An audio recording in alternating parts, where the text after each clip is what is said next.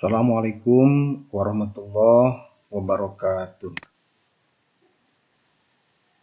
Anak-anakku, alhamdulillah pada hari ini bertemu kembali dengan pembelajaran fisika, itu tentang fluida. Fluida statis alhamdulillah sudah selesai pada pertemuan sebelum-sebelumnya ya.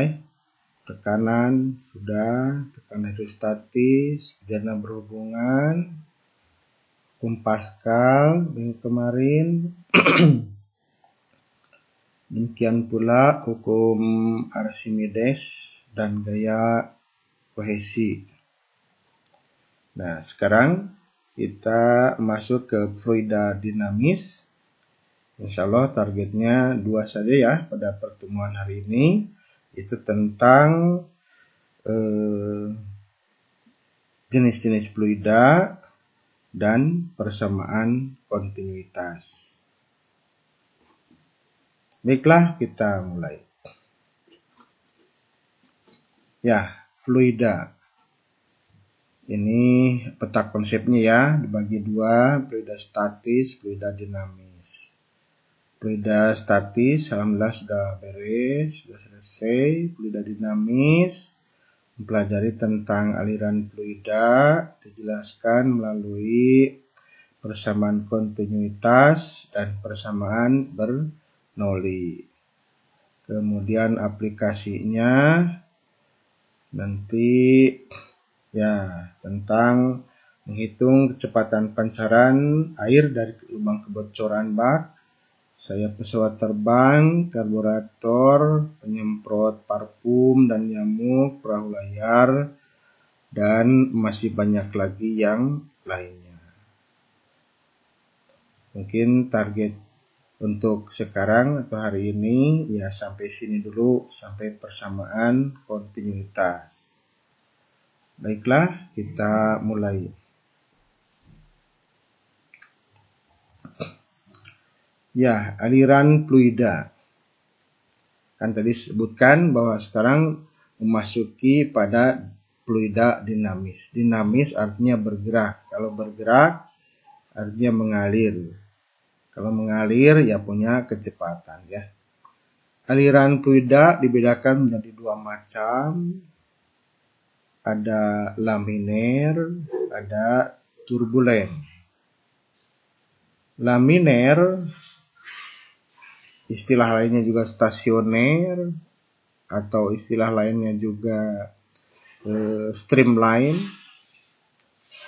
Istilah lainnya juga, ini banyak istilahnya ya, itu tunak, yaitu aliran, atau istilah lain masih ada satu lagi ya, steady flow, istilah lainnya. Sedangkan turbulen atau tidak berolah, irotasional, ya, turbulen. Ya, yang bagaimana yang disebut streamline? Streamline itu setiap partikel yang melalui titik tertentu mempunyai lintasan yang tertentu pula. Artinya dia mempunyai garis arus, jadi tidak ngacak ya. Misalkan ini pipa tempat mengalirnya fluida. Ya. Nah, ini garis arusnya seperti ini. Nah, bisa terlihat yang atas sini lurus, pas di sini belok, tapi nanti lurus lagi. Demikian pula yang bawah, yang lurus terus lurus. Nah, kita ambil misalnya ada titik-titik A, B, C. Ya, A di sini B. Nanti si A akan melalui titik B. A dan B nanti akan melalui titik C. Jadi tidak pindah arus, tidak pindah lintasan. Nah, kecepatan setiap partikel yang melalui titik tertentu selalu sama. Gitu. Jadi pas di sini di B belok arahnya ke sini, tapi besarnya misalnya 10, maka yang lain juga seperti itu. Begitu. Jadi misalkan setiap partikel yang melalui A selalu mempunyai kecepatan VA. Begitu, artinya nilai dan arahnya sama. Itu yang dimaksud dengan streamline. Jadi kata kuncinya jadi mempunyai garis arus tertentu. Sedangkan yang dimaksud dengan turbulen itu aliran fluida yang tidak memenuhi sifat-sifat di atas, gitu ya. Nah, pas di sini, tuh lihat garis arus pas di sini. Jadi seolah-olah penghalang, maka dia memungkinkan untuk balik, untuk belok, untuk balik arahnya begitu. Sehingga atau tidak balik juga, mungkin di sini berputar dulu. Jadi aliran fluida yang berputar-putar itu disebut turbulen. Nah, ya ini gambarnya. Yang atas itu turbulen, sedangkan yang laminer atau streamline itu yang bawah, yang begini. Jadi mempunyai garis arus yang tertentu.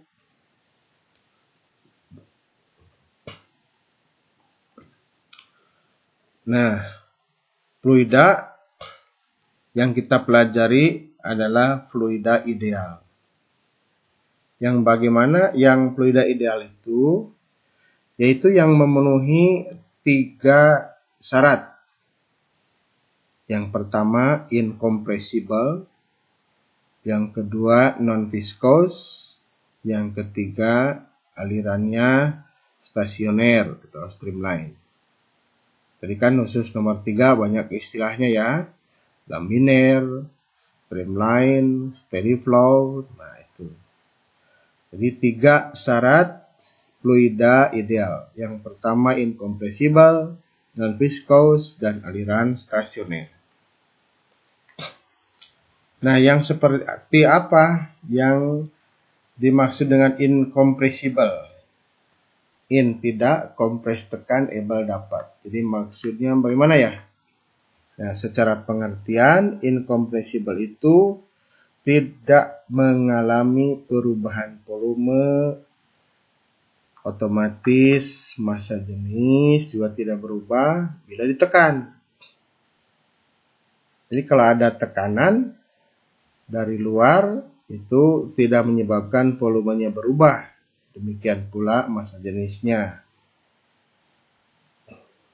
Sedangkan non-viscous, non itu tidak, viscous gesekan. Jadi maksudnya tidak mengalami gesekan dengan dinding tempat fluida itu mengalir. Jadi licin ya, gitu ya. Licin, tidak mengalami gesekan dengan dinding tempat fluida itu mengalir. Oh, satu lagi ya, aliran stasioner ya. Tadi itu aliran yang mempunyai garis arus tertentu, begitu ya. Setiap titik yang melalui lintasan yang sama pada suatu titik.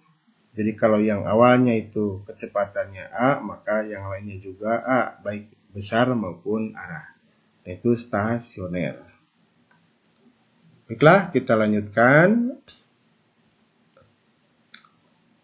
Ya, yang tadi tentang istilah-istilah atau pengertian-pengertian. Sekarang poin yang kedua yaitu persamaan kontinuitas.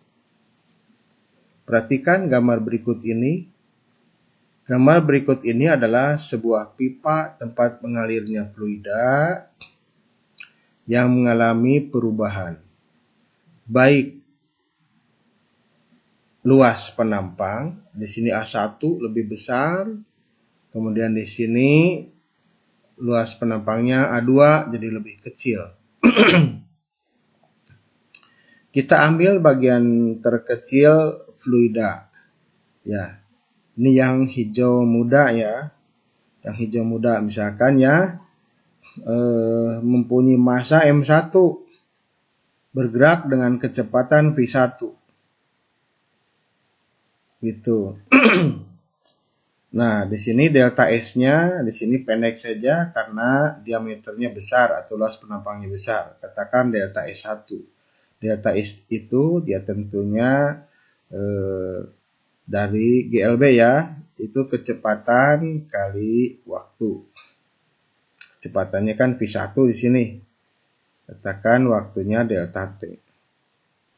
Nah, sekarang akan kita lihat bagaimana di pipa yang lebih kecil untuk selang waktu yang sama. Gitu. Di sini M1, sini M2. Nah, kecepatannya jadi V2. Luas penampangnya kan berubah jadi kecil jadi A2, kecepatannya jadi V2. Gitu. Maka terlihat di sini delta S-nya jadi lebih jauh kan ya. Delta S1 pendek segini, ini delta S2 itu lebih jauh. Delta S2 ini yaitu kecepatannya kali selang waktu. Kan selang waktunya yang sama. Begitu. Kenapa di sini pendek, di sini besar? Ya, tapi kalau dikalikan luas dengan delta S itu harus sama. Gitu ya. Berarti A2 dengan delta S2 itu akan sama dengan A1 kali delta S1. Itu artinya volumenya sama. Sifat nomor berapa tadi? Incompressible ya. Nomor nomor 1 ya tadi. Sifat fluida ideal adalah incompressible, tidak mengalami perubahan volume ketika ditekan dari sini. Jadi pahami dulu tentang debit aliran. Debit aliran itu banyaknya fluida yang mengalir tiap detik. Banyaknya itu kan ya bahasa fisika itu kan volume. Mengalir tiap detik berarti per delta T. Debit simbolnya Q. Sehingga satuan dari debit itu apa? Volume itu meter, waktu detik ya. Jadi volume itu meter kubik, kemudian waktu itu sekon. Volumenya sendiri itu kan luas kali delta S. Delta S-nya kan V delta T. Begitu. Di sini delta T-nya dicoret, tinggal A kali V. Nah, A kali V. Maka debit selain V per delta T, ya boleh pula ini A kali V. A kali V. Bedakan V di sini volume, V di sini kecepatan. Jadi debit itu boleh yang dihijaukan ini atau yang ini. Jadi banyaknya atau volume fluida yang mengalir per detik, atau kalau di sini itu luas penampang kalikan kecepatan. Sehingga satuannya ya dari sini aja itu volume kan meter kubik per waktu. Per sekon. Nah, itu tentang persamaan kontinuitas. Kita lanjutkan, baru sampai debit. Ya, dari persamaan Q sama dengan V per delta T atau Q sama dengan A kali V. Ya, ingat ini Q debit aliran, satuannya meter kubik per sekon. A luas penampang, satuannya ya sama dari dulu ya, meter persegi. Laju juga ya sama V, satuannya meter per sekon.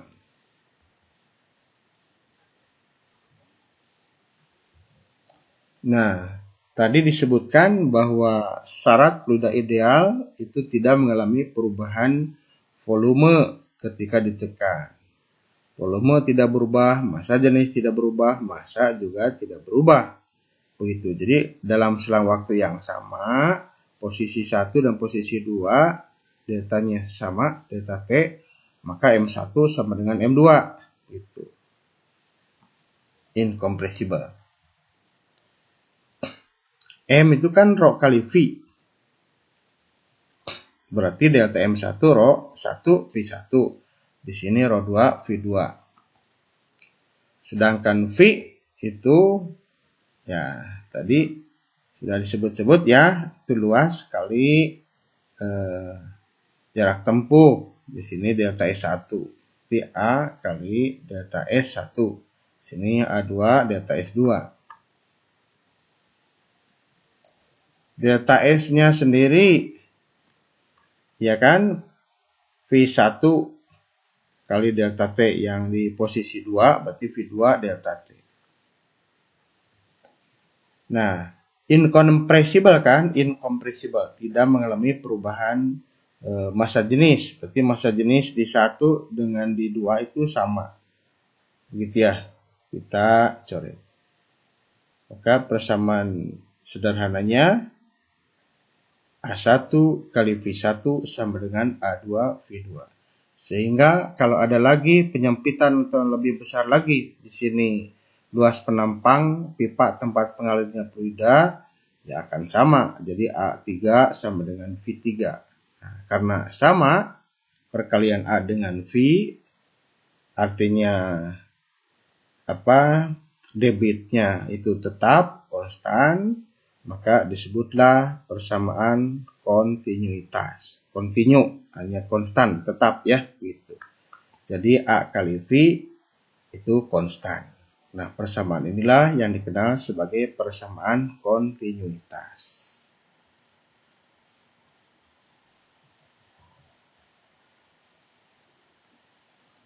Ya, dari persamaan kontinuitas yang ini bisa kita lihat bahwa A kali V itu adalah debit. Jadi artinya apa? Debit di pipa 1 dengan di pipa 2 itu konstan. Jadi bila luas penampangnya itu menyempit, di sini A2 jadi lebih kecil dari A1 karena harus sama ya perkalian A dengan V, maka V2 harus lebih besar daripada V1.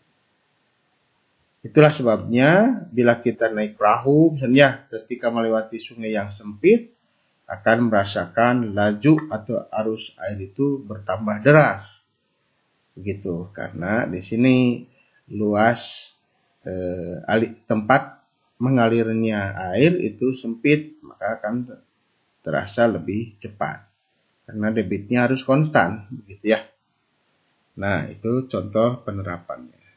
Contoh lain, nah ini orang-orang ini sedang main air, begitu ya. Ini anak main air, ya ditekan dari sini ternyata lebih cepat. Atau ini bapak-bapak yang dua ini mungkin mau menyiram, ini menyiram tanaman, ini menyiram jalan, mungkin karena musim kemarau, debu, gitu ya. Maka kalau ingin jauh dia tekan kan ya ujung selangnya.